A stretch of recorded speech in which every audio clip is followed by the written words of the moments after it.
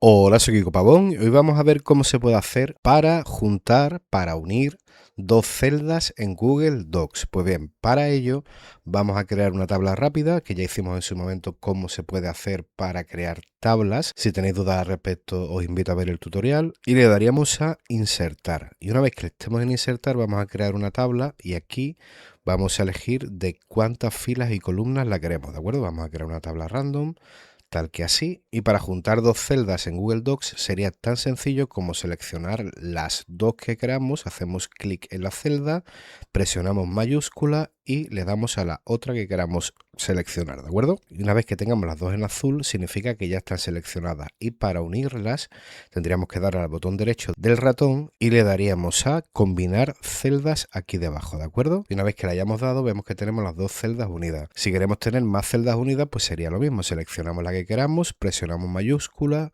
y elegimos las que queramos unir. Y una vez que las tengamos seleccionadas, le damos al botón derecho del ratón y le damos a combinar celdas. Y lo mismo si queremos unir celdas de diferentes filas, ¿de acuerdo?